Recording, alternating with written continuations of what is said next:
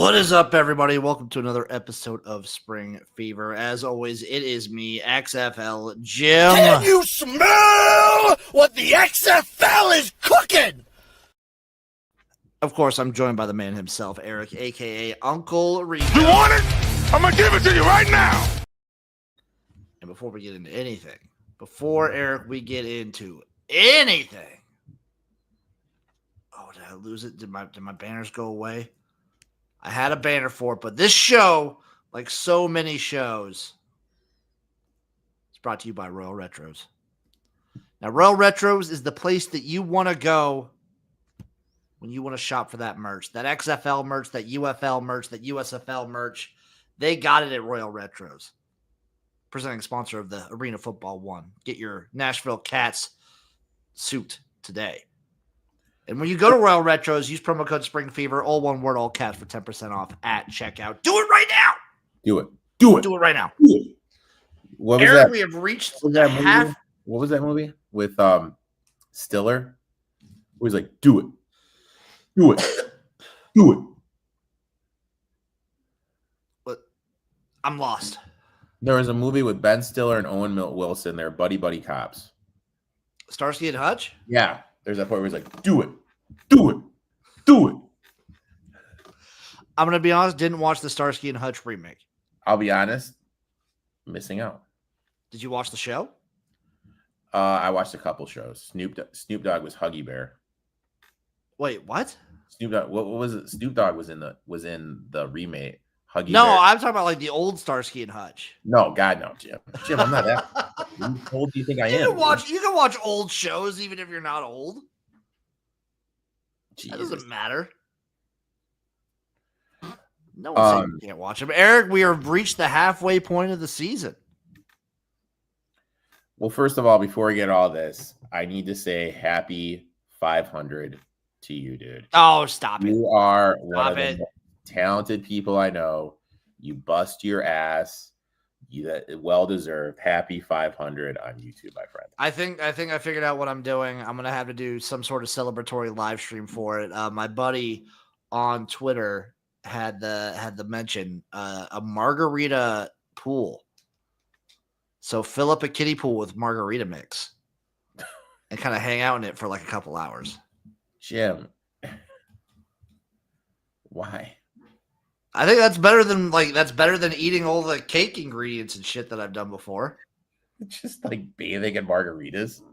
Yeah, just like fill up a little kiddie pool with margarita mix, and then I'm good to go. And maybe do a couple other things on stream too. I don't know. There's like spin a wheel. There's other options, you know. I would do something. I don't know how I feel about that, buddy. Drink some Bud Light seltzers, have some High Life, and just a little kiddie pool filled with margarita. No, that's something I can get around. You and the High Life. That's something I can get around. Dude, been loving High Life. Been loving it. So Eric, we've reached the halfway point. Technically, after this week, we reached the halfway point, but we're at the halfway point right now. What do we think of the UFL so far in 2025 year 2? From your perspective as someone who will just call you an outsider.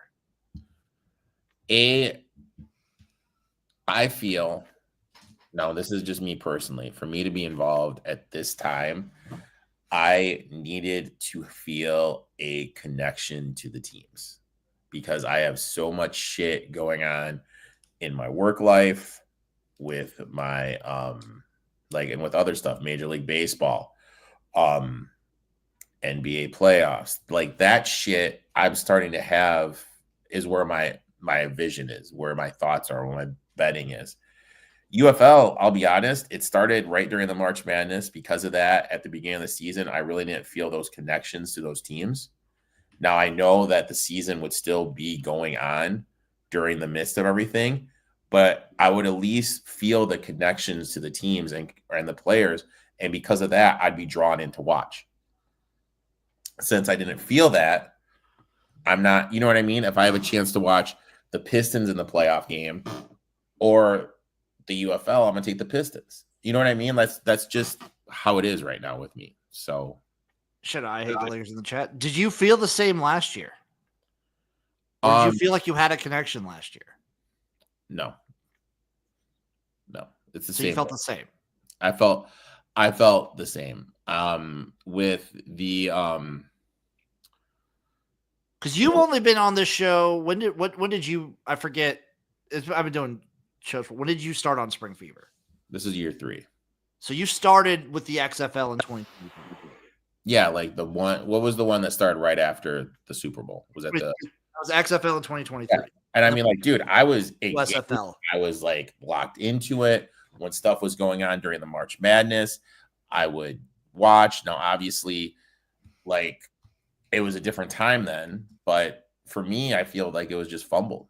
Like that makes sense. Now I know everyone's different. Like you're not a big hoops head like me. No, but I'm also of the opinion that it should start right after football. Like I think it should start the week after the Super Bowl. The momentum's there. I think that captures it. We don't have the numbers for that, obviously, because we only have 5 weeks of the XFL in 2020, and then the XFL in 2023 did fine, but obviously the UFL's been doing like decent numbers. So I obviously a freak like me, a spring football head, someone who loves the game of ball, someone with real ball knowledge, will watch the UFL whenever it starts. Because I remember like that season, 2023, we kind of got both of them because the XFL started the week after the Super Bowl, but the USFL started like mid-April. Mm-hmm. So I understand both ways of thinking about it, no matter where you start. Because if you start in February, like the midpoint of your season, you're dealing with like the early weeks of March Madness, and you're dealing with the entirety of March Madness instead of just the end of it. But you're still going to have to deal with the NBA playoffs and all that stuff. But you're banking that a connection will be made. Yes, you are running off the momentum of the NFL. Able to get fans in with the connection that is made. Now, you can't do that now. Like you just can't. Like when the XFL came out, dude, when it came back out, I had like I was gonna wear my fucking Sea Dragon shirt, and that's my bad. I didn't. You know, it's okay. I didn't. Shout out Ben DiNucci. But that's because like I felt so connected. I was buying gear. You know what I mean? Like I don't feel that connected right now, to be honest with you. And honestly, it doesn't help. Like, have you? I don't know if you've been to the site. Well, I'll take a little look right now. What do you think of Jeff's idea here? I think they should start with an afternoon game leading into the Super Bowl. That's funny. I would love that. So, Eric, let me take you through the shop real quick. So, do we want to shop by team real quick? Do you want some Michigan Panthers gear? Do we want to take a look? Some Michigan Panthers gear. So, if we take a look, what size are you, Uncle Rico? Size XL, my friend. That's the best size. That's the best size out there. Let's see. Oh, they only have hats right now. Jesus, dude. How much do you think a Michigan Panthers hat is? 35. 40. Shut the fuck up, dude. It's $40 for a Michigan Panthers hat. Shut the fuck. 40. How much do you think it is for a Michigan Panthers football? 20. $175. It's for a game ball, but still. Idiot. How much do you think for a Michigan Panthers men's polo? That's at least got to be 60, 70. It's $80. Like the pricing on UFL's actual site is disgusting.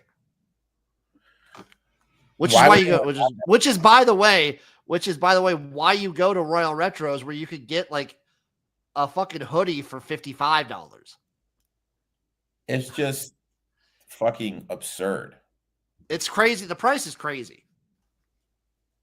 Oh, do they still have the team boot boxes? They actually might. They might. Look, let me see if that was hilarious. I remember that. But yeah, like there's so much more that the league could be doing. It's just like let's make every possible shitty decision and see how we can fuck the league. Now, we're talking about this before. Imagine, if you will, you start a business and you go on other platforms and you have a chance to advertise said business on a platform that shows the business you run, and yet you don't fucking mention it. Yeah, so like we talked about this. I love those ads of like the more that they kind of did for a little bit, but they never really. They should have expanded. Well, I mean, I'm talking about The Rock goes on McAfee. Now, granted, I'm yeah, go in on this, dude. I think I have McAfee's a takes. fucking moron. Anyone that likes McAfee blows my mind. I think the guy's a fucking idiot. He goes on McAfee, by far the most popular show on ESPN, and he is the face of the UFL. This is his puppy. This is the thing he started up, and it's streamed on ESPN, which shows the UFL. And he didn't mention his product once. Why isn't the UFL being like, dude, mention the product on his show because your product showed on ours? It makes zero fucking sense. I'm gonna be. I have like little me, who no one gives a flying fuck about. I have a little website where I sell T-shirts. Every single one of my podcasts, my streams, in the description, I have a fucking link. I'm always retweeting the little business link. I am doing fucking everything.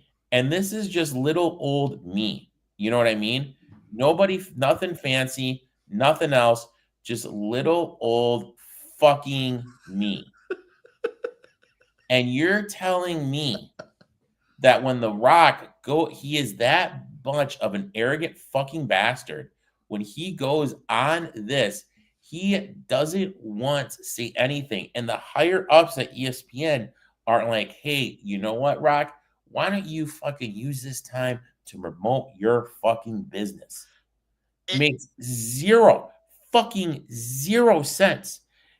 Anyone who thinks The Rock's a good businessman, like he's a fucking moron, dude. It's really felt to me since the merger that The Rock has stepped away and not done anything. He's been like, he's obviously, if you go look on any social platform, he's the biggest for all of them. But he's not really involved at all. He doesn't talk about anything. At least Moose Johnston, when he goes on things, when people want to hear about his NFL career and whatnot, he'll still push the league. Yeah. You know what he did this week? He went into that crowd in DC and chugged a couple beers. Dude. Man of the people.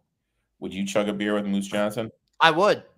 I chugged a beer with Jason Kelsey. You did or would? I did. When I went to the draft 2 years ago, he was in the crowd in whatchamacallit. How did it feel? It just felt like a normal dude. There were so many people by him. Dude, chugging a beer is a great time, though. Yeah. Chugging a beer is a great time. Eric, before we get into the week recap. You went, well, oh, attaboy. Yeah. We got a little union, little UFL players union. New CBA, a raise of $7,005 technically. So the minimum right now going from $55,000 to $62,000, and then next year it jumps up to $64,000.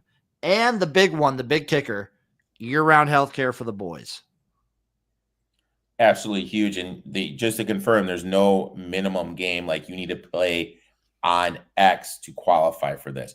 For the salary, I believe there is just for the healthcare. As far as I am aware, and again, I'm no contract analysis expert or anything like that, but it does not look like there is a minimum amount of games need to be played for year-round healthcare. I don't know how it works with the like if you get an NFL contract and then like if you get dropped partway through, I don't know how that all works.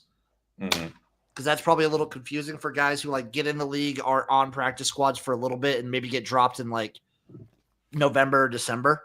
Yeah.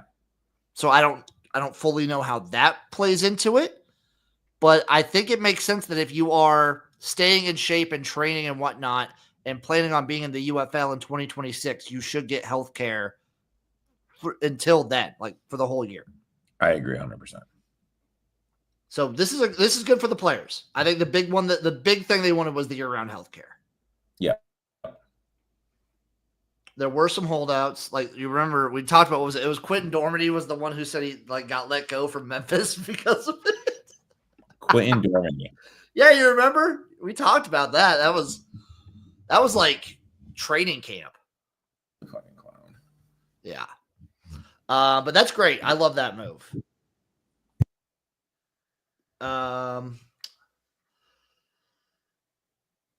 So I think there was a quote, right? One benefit of the healthcare agreement, players told ESPN, is opening a path for players who no longer eligible to remain in their parents' insurance after the age of 26.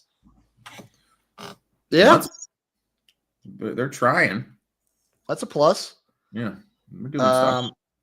St. Louis Battlehawks punter Sterling Hoffrichter said a lot of guys have started to realize sometimes it takes maybe a year, 2 years, 3 years in spring football to hopefully get back to the NFL. So just having the ability to have that year-round healthcare for people, the extra wages, I think it really does help bridge the gap that people were having before. Which, yeah, that makes sense. Mm-hmm. And it helps the quote-unquote spring football lifers. Yeah. Which, like, you're still making a decent salary. Yeah, it's football. It's hard on your body, but you're still making a good salary. And year-round healthcare is huge. Year-round healthcare is fucking enormous, dude. Yeah. I thought he was chiming in for you. Nice call on the Heat. Yeah, dude. Never in doubt, dude. You want to hear a crazy stat? Lay it on me, baby. Spoelstra as a dog of 6 or more points on the money line has an ROI of 123%. Jesus. I mean, how fucking absurd is that, dude? Jesus, that's a crazy ROI, dude. The fuck? It's fucking absurd, dude. Like, speaking of absurd, I'm gonna go through these. They just released the entire list of the 2025 UFL corporate partnership lineup. okay. I want your take on each one. Some of these you might not know because I don't know some of these. New Era Cap Field headwear provider. So New Era hats, solid. Yeah. Progressive Insurance, Solid. the official auto insurance partner. Solid. That's Under Armour, the official uniform and sideline partner of the UFL. They have a deal Under with Rock. Rock actually doing something good. Ortho Pest Control Partner, the official lawn, garden, and pest control partner of the UFL. Never heard of them. You never heard of Ortho? No. Dude, I know Ortho. Underdog, the official daily fantasy partner. You can quote me on this. Fuck Underdog. CBD Kratom, partner of the UFL and St. Louis Battlehawks, the official CBD and Kratom partner. No clue. You ever tried Kratom? No. Yeah, don't. You ever tried CBD? Nope. I do recommend. I do. That's sometimes when I have trouble sleeping, CBD helps. Dude, I'm telling you, like I was telling you how I changed and I'm doing this like Whole30 diet and everything. Like basically no sugar, no caffeine, no alcohol, no grains, no dairy, no fun. I sleep like shit now. Like I will go just lay in bed and be like so.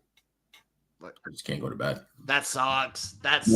Like when I was drinking caffeine and everything, like wired up, I slept like a fucking baby, dude. Maybe you should try CBD. Puts me out, dude. Huh? Puts me out. FedEx, partner of the UFL Memphis Showboats, the official shipping partner of the UFL. Maybe that $50 T-shirt I order, they'll use that to ship. $70 T-shirt if you're doing there. $50 or $30 or $40 if you use Royal Retro's promo code Spring Fever, 10% off. Plug. Gatorade, official sideline hydration partner. Love it. Salesforce, official CRM and AI agent. Never heard of them. They're like it's like a business thing. Like if you own like a big business. Okay. Pizza Hut partner, the official pizza and wings of the UFL. Love it. Terramana Tequila, official tequila partner of the UFL. Love it. Love it. Henry Sheehan, medical supplier partner. Never heard of them. Never heard of them either. All My Son's partner, official moving and storage. I guess they're a moving company. Never heard of them. Zoa Energy, the official energy drink of the UFL. Never heard of them. It's the Rock's energy drink. And Allegiant Air, the official team airline. Okay. You ever flown Allegiant? No. You ever flown Spirit? Oh, yeah. Very similar. I Similar. flew down. I think Allegiant's a little better, but similar. I flew down to New Orleans for a bachelor's party on Spirit Airlines, and the couple next to me had a lovely breakup. Love that. Yeah, it was fucking great. It was so. Looking back to week 4, I'm going to go game by game. Go check out my week 4 recap on my channel, youtube.com @XFL Jim, if you want the in-depth shit. Mm-hmm. Special appearance by Chef Jim, by the way. I made some fried cabbage. What about corporate Jim? No, not corporate Jim. You ever had fried cabbage? No. My first time making it. A little smoked sausage and some cabbage and onions and whatnot. It was good. Sounds good, bud. You know, official bankruptcy lawyer sponsor for UFL. That would be sick. So here's the games last week, Easter weekend. Hope everyone had a good Easter. You had the Showboats at the Panthers. The Panthers won 27-9.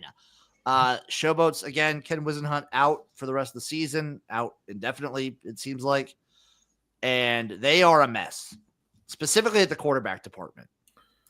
With how good they are in the trenches, it's an absolute shame. I thought they were going to show a little bit of life here, be able to keep this game a little bit more competitive. Obviously, they weren't, which is a huge disappointment. Yeah, and Bryce Perkins is the truth. 15 for 22, 200 yards. Also had 45 yards rushing and two tutties through the air. Fun stat. So 2 fun things. First off, Danny Etling is healthy, and Mike Nolan said, we don't know exactly if we're going to be playing both quarterbacks or not. What the fuck? Fun fact with that, for the Michigan Panthers, Bryce Perkins has been on the field and been the factor in every single scoring drive they have had this season. That says a lot, dude. So maybe don't play Danny Etling. Maybe play the guy that's actually winning you the games. Maybe play the guy that gives you the best shot to fucking win. It's crazy. It's a crazy thought, right? Yeah. Friday night we had the Battlehawks at the Renegades. Renegades won this one 30-15. Speaking of quarterback worries, Eric, your favorite guy. Your favorite guy. Manny Wilkins. Out. Hurt. First drive of the game. Non-contact injury, so we're actually kind of worried about him, which sucks because, like, as much as Eric didn't like him, as much as, like, people, he's a kind of an asshole. I kind of like having villains like that in the league, though. And he plays with a swagger. He plays good. He plays average. He plays electric. He plays electric, dude. He's runs it well. He's Max Duggan came in relief. You want to hear Max Duggan's stat line? Dog and shit. Well, to his credit, the UFL, like we talk about it in the NFL, where like backups don't get a ton of time. It's even less so in the UFL, where the backups get like no time with the like actual practicing. He went 8 for 17 for 78 yards, 2 INTs. Good numbers. Did have 10 rushes for 42 yards though. Oh yeah, good. But you see the score 15-30, and it's a little deceiving because the Renegades did end the game with a pick 6. Okay. Goal line pick 6. Like the Battlehawks were down there driving to like potentially tie up the game. Yeah. And then pick 6. Both defenses actually played really well. And also Rodrigo Blankenship for the Battlehawks, killing it. He's going to scored get all back. their points this week. He's going to get back in the NFL. He's going to make it back. He's 100% going to make it back. Yep. And now we had a doubleheader. Nice little doubleheader Sunday. Panthers show. That's week 1. Stallions, Roughnecks, banger game, dude. Stallions win this one 23-16. Okay. Banger. And the big storyline here, The Roughnecks covered. they did cover, but they also have a quarterback. They have life, dude. Jalen McClendon is a dude. He was their third stringer guy. So remember, they had A.J. Brown. Then the last couple weeks, they've had Nolan Henderson. Henderson gets hurt pretty early in this one. They bring in Jalen McClendon. For those of you who don't remember, he was on the Vegas Vipers back in 2023. That's like the last time we really saw him in action. Okay. He was behind Perez. He was behind another guy that they had. But when he played, he had flashes of excellence. He had the same thing with the Showboats last year. Showed flashes. Now he's getting a full shot. I think he's going to do really well. He was willing this team for a comeback and to like make things happen back and forth. And then Matt Corral near the end of the game goes down. Damn shame because Matt Corral was balling out. He was running really well. He was throwing it really well. Matt Corral goes out, and you know what happens? My boy Case Cookus seals the deal for the Stallions. The cook was a cooking? He was cooking. And it's kind of ridiculous that the Stallions have gone through Alex Magoo, and now Matt Corral is hurt for at least a few weeks, and now they got Case Cookus.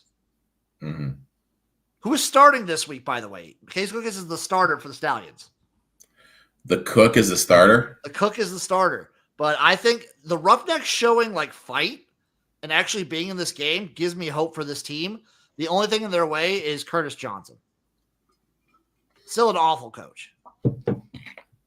They score a touchdown and they're down 5. They elect to go for 1. So I understand why you would want to go for 2. So then a field goal would tie it. Mm-hmm. And if you want to go for 3, because then a field goal would win it. Mm-hmm. But if you go for 1, you go from being down a touchdown to being down a touchdown. And it's not like the NFL where an extra point kick is like basically automatic. Yes. You have very similar chances of making a 1-point conversion versus a 2-point conversion. Why do you go for 1? Probably don't have an analytics team. Stupid. Dumb.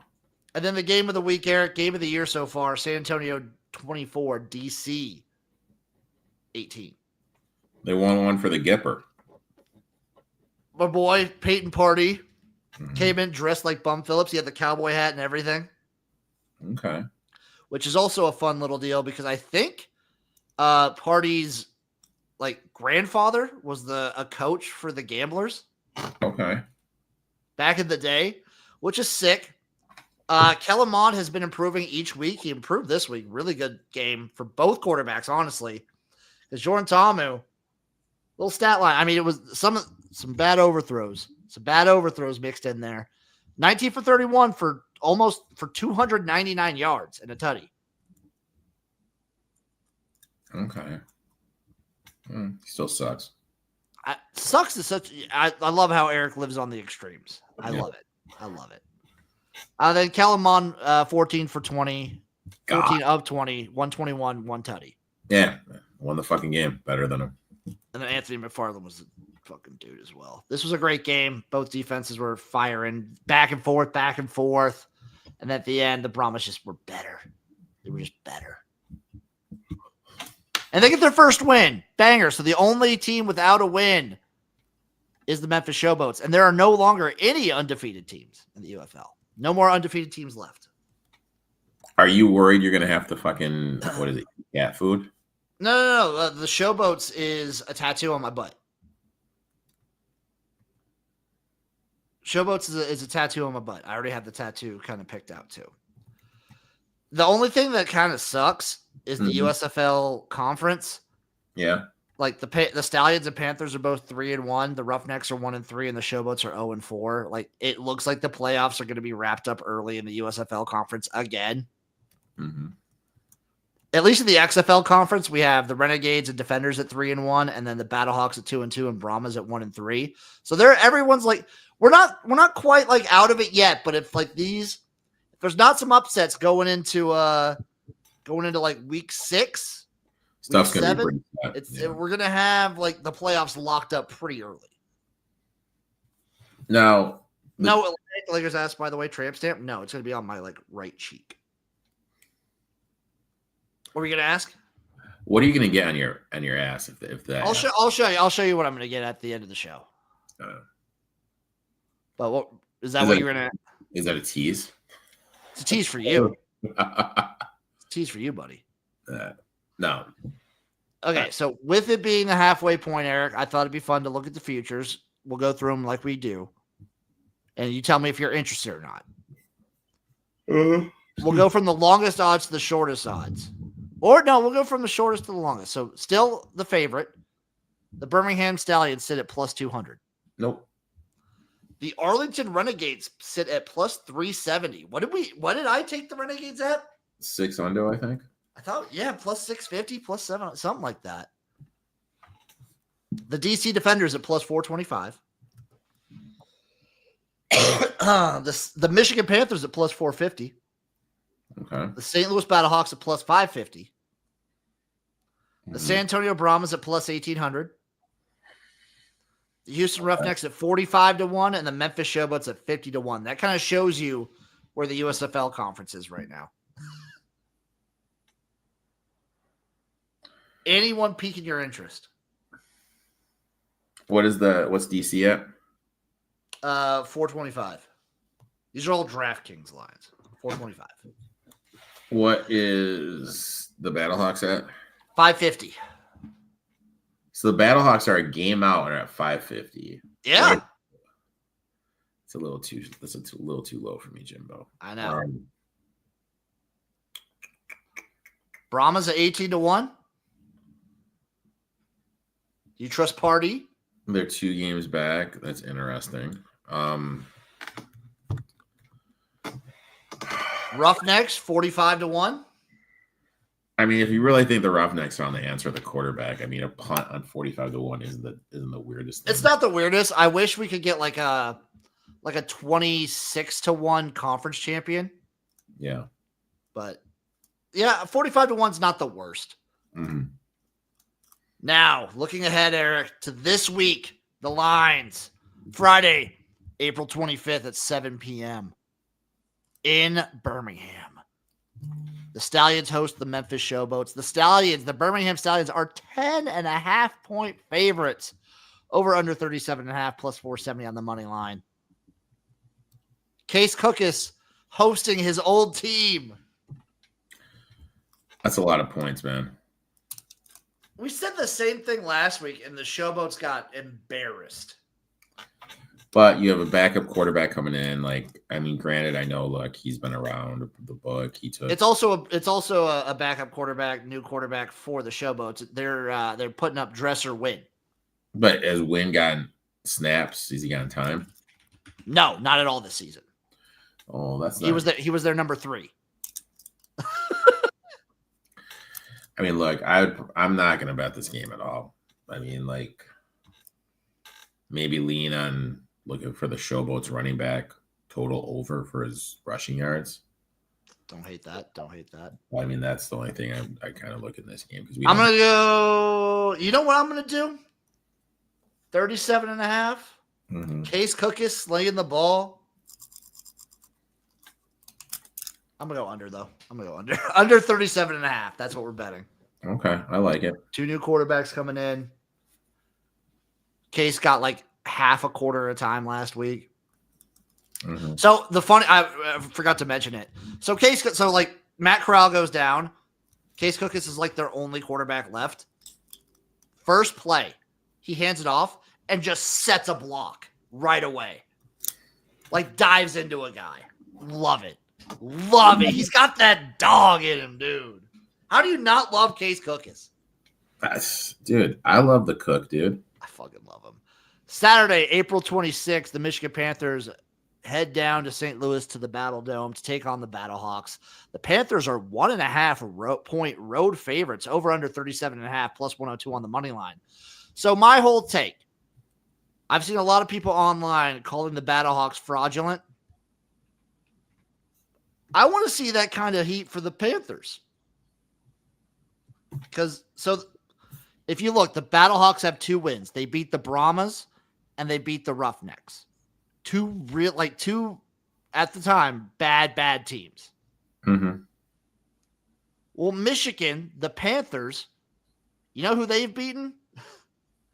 They've beaten the Showboats twice, and they've beaten the Brahmas. Like, what are we doing here? They lost pretty decently. They lost to the Stallions, and then they played some bad teams. So This is a test for both teams. It's a very interesting game. I don't really understand.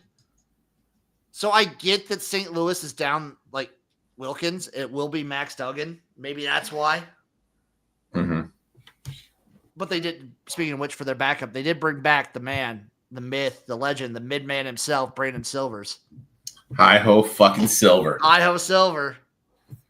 Might see some silver this game, but I think with a full week under his belt, maybe Bryce Perkins is the difference maker. Maybe he makes all the difference in the world.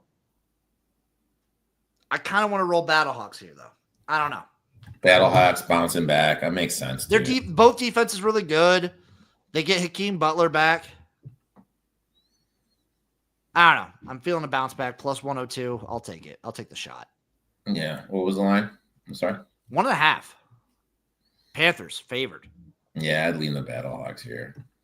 It's tough, though. Eric, please no leans on the show. Please.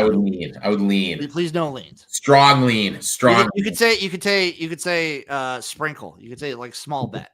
Gun to my head, if I'm forced to bet, I would take them. There you go. That is fine. That I will take. Just don't use the L word. Gotcha, buddy. Appreciate you. Sunday, we have a doubleheader Sunday. The Defenders versus the Renegades open us up at 11 a.m.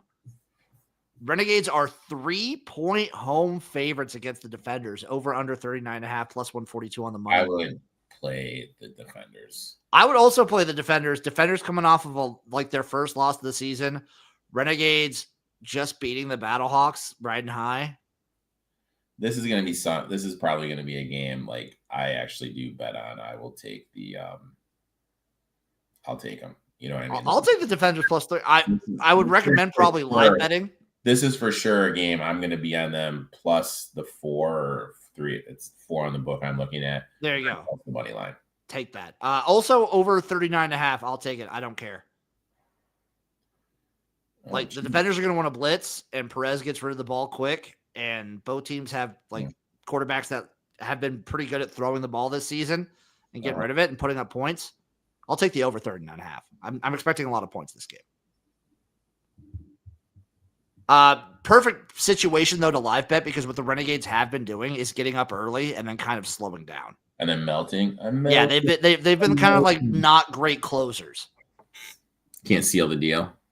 Well, that's what they did against the fucking Stallions. They owned them early on and then just couldn't capitalize. Red zone was pretty bad then too. They've kind of cleaned that up a bit, but I like the over in this one. And then 2 p.m. Crazy that this is the San Antonio Brahmas' first home game of the season. This is the Brahmas home opener. They play the Houston Roughnecks. Brahmas -3, over under 38.5, plus 142 for the Roughnecks. The home opener is week 5. Which is a little crazy. Maybe that has to do with their 1-3 record. But obviously, look, if this gets down to 3, to me, this is a quote-unquote Brahmas spot. But I'm not going to do anything. You can probably get a good live number in this game. Again, I like both quarterbacks quite a bit. I'm going to probably play the over in this one. Okay. I'm going to do it. I don't care. So I'm feeling, honestly, probably 2 unders in the Stallions and Battlehawks game and then 2 overs. So I'm taking the 2 highest overs, the 2 lowest unders. Scary hours. That sounds square to me. Is that square? That's a little squarish, Jim. That's a little square. I'm leaning Roughnecks plus the 3, like 3.5 if I see it. Mm-hmm. But I do think the Brahmas get the win. I just think it's a pretty close game. Probably another one that I might look to live bet. Okay. Because the Brahmas, even remember last year when they had that run, they were still in back and forth games, keeping everything close. They don't really blow people out. Yeah, it's not their style. And when you have a team like that, I get it. I get your thought process. And now, Eric, to your favorite part of the show.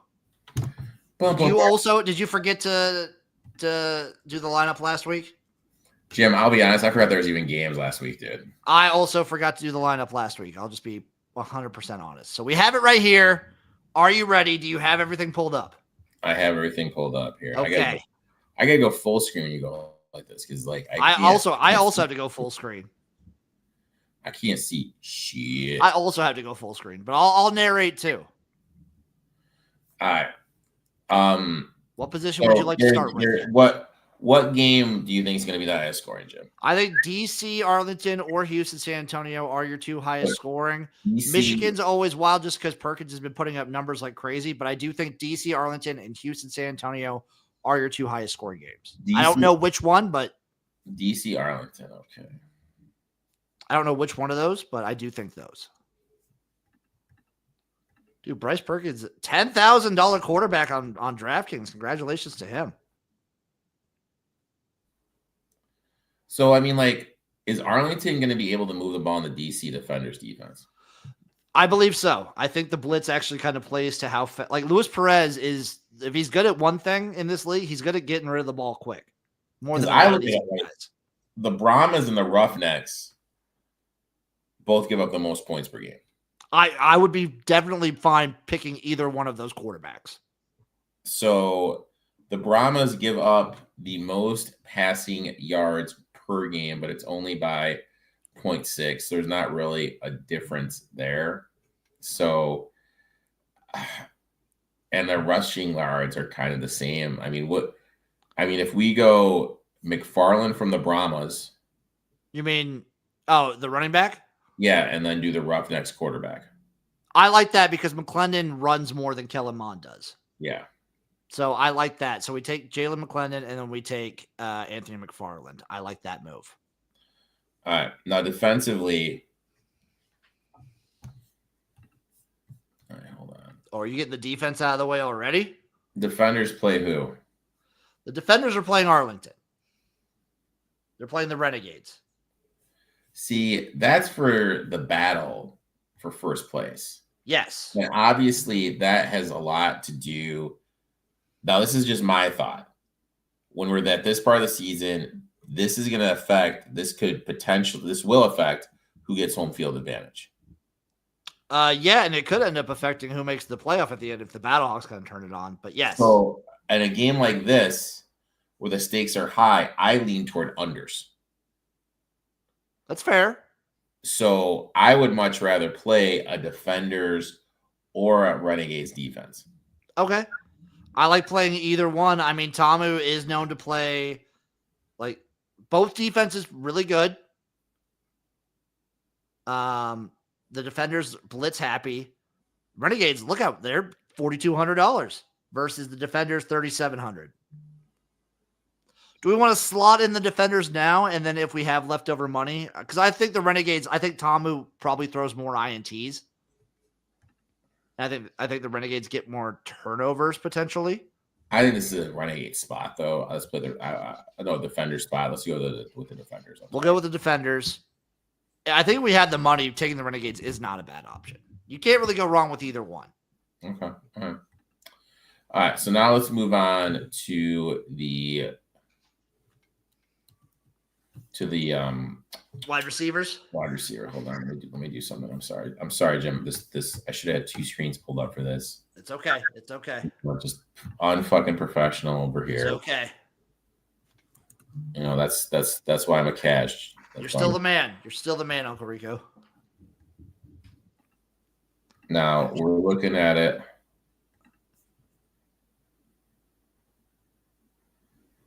Is there a Panthers wide receiver? Is there a Panthers wide receiver? So, kinda that he like spreads it around a decent amount. I would say Jalen Moore, kinda. Malik Turner isn't bad. Malik Turner is not a bad option. Hold on. Let's see who kind of, because this is really Bryce's first full start. So let me see kind of who did pretty good this last week. Moore, Mariner, Woodmeyer. I don't know, man. He spreads it around so much. You're kind of really touchdown dependent. All right, so let's go back to the Brahmas game.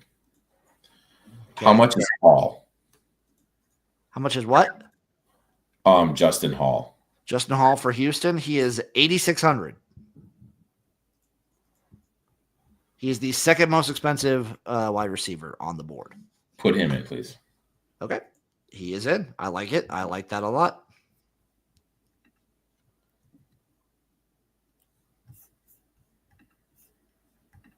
I like that quite a bit. Now, so I will say this: DraftKings has Hakeem Butler listed out. Pretty sure he's in this game. okay. Now, my question to you is this. Between Memphis, St. Louis, and the Stallions, which one of those running backs, because all of them have backups starting, which running back do you kind of want to lean into? Michigan has they all have really strong fronts. Maybe because I'm looking at it right now, the Stallions allow rushing yards 86 per game. The Showboats allow 123.8 per game. Okay. The Panthers allow 83 per game. Now, if I go over here, the issue, like with taking a team like Birmingham, is they kind of do a 2-person thing. Like they play both Marable and Person a lot. mm-hmm. Memphis, it is just the one guy. It's Prince. St. Louis, though, they will rely on Sailors a lot, but he's 11,000. Yeah, we can't do that. Like he's the most expensive player on the board. So Pearson's for Birmingham has 28 rushes this year.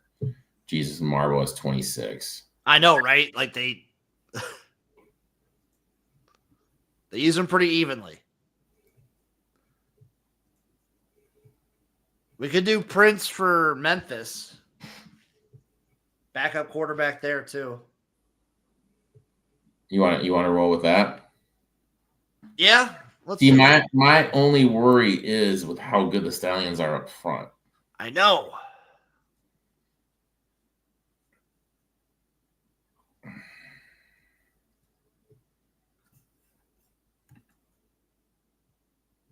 I mean, we could take the gamble on Ricky Person and just hope it's like a big Ricky Person game.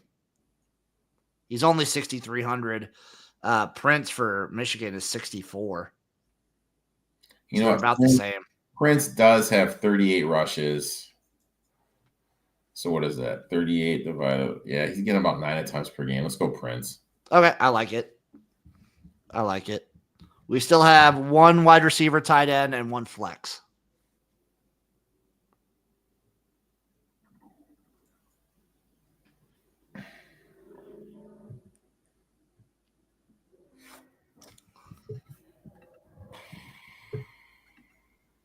I don't know, man. What are you feeling, Uncle Rico? What's coming to mind? I'm just looking, man. What's coming to your brain?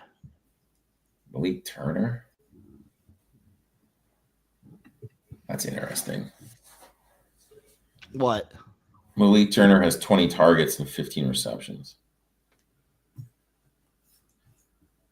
Interesting. I like that. How much does Malik Turner cost? 6,100.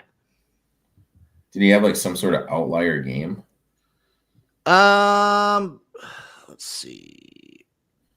No, I mean I'm looking at it right now. 5 targets, 4 targets, 6 targets, 5 targets, 40. You know, with how many targets he's getting, he's due for a touchdown. Let's do yeah, I kind of like this. Let's do Turner. Malik Turner? Yeah.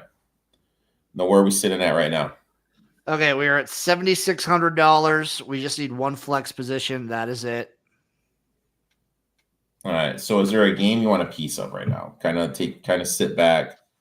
So we have Houston's quarterback with a receiver. Mm-hmm. We have the running back for San Antonio. We have Michigan. Sorry, go ahead. I'm sorry, we have a Michigan guy and a Memphis guy. But is there a game? I feel like I want to get in on the DC Arlington game besides the defense, but All right, who could we get? Let's see. We cannot get Abram Smith and we cannot get Sal Cannella, but we can get anyone else. All right, so I'm looking at it. Braillage, 46 attempts, 196 yards, 4.28 per carry, 1 tutty. DC, Abraham Smith, 65 attempts, 183 yards, 2.8 per rush. No Cannot tutty. get Abram Smith. He's too expensive. All right, what about Balaj? Galen Balaj is 7,500, right where we need him. I think that's You want to double up running backs in the flex spot? Yeah. Okay, so our lineup is Jalen McClendon for the Houston Roughnecks quarterback, Mm-hmm. Anthony McFarland running back for San Antonio Brahmas. Mm-hmm. We have Justin Hall wide receiver in Houston to pair up with McClendon. Okay.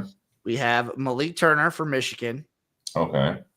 We have Deneric Prince for Memphis, the running back, and we have Kalen Balaj, running back, Arlington. I feel like he's due for some fucking touchdowns, dude. And we have the defender's defense. So one of our running backs is going up against our defense. That's fine.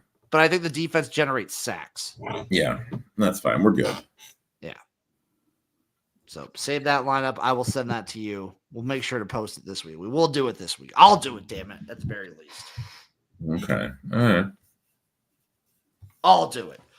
Any other like takes or things for week 5? We did hit another one of the games. The game on ABC this last week hit over 1 million. Watched. That's actually really good, dude. I think it's like I think the Fox Friday night games have kind of like bottomed out at 600,000+. I think they're at like the mid to high 600,000. This is kind of where there's only so much you're going to be able to fucking get. That's the base for Fox only Friday night. I think consistently the best network for the league is ABC. Like they've gotten the best. That's where they got the best numbers last year. That's where they've been getting the best numbers this year. ABC's the best like one. Oh, by far. Their ESPN numbers are also up from last year. Fox is down for some reason, but I like the Fox product a lot. So when is but that's a Friday night. And like Friday night. Well, no, they do Friday, but they also did like a Sunday game this last week. Oh, really? Okay. Yeah, but it was Easter Sunday, so I don't know. Yeah, and that's another thing, going up against Easter Sunday. Why not just move your games? Like, well, it was a late game. I mean, you can move it day wise, but like you have to think how the networks think about the league, where it's just something for them to throw on. It's programming that they like. It's cheaper for them to have the UFL than like if they were paying for another league. Which I get. It makes sense. So anything that you want to see in week 5. I want to see chaos because week 5 should be a week of chaos. I want to see upsets, baby. I would love to see some chaos. I'd love to see some good football games. You know what, Jim? I would just love to see you stream just so that way I can fucking watch the games. Okay, so I don't have anything going on this weekend. So guess what, baby? Let me take a look at the times.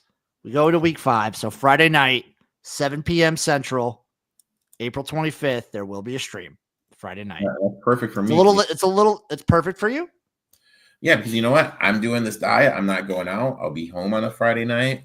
I can get me a nice little chicken salad with my healthy dressing and just kind of sit back and watch some football with Jimbo. Saturday night, also a solo game on ESPN. 6 o'clock Central. Oh, shit. Bucks play Friday night. So what about Saturday? I think the Pistons play Saturday night. 6 p.m.? Let me pull it up, Jimbo. Okay.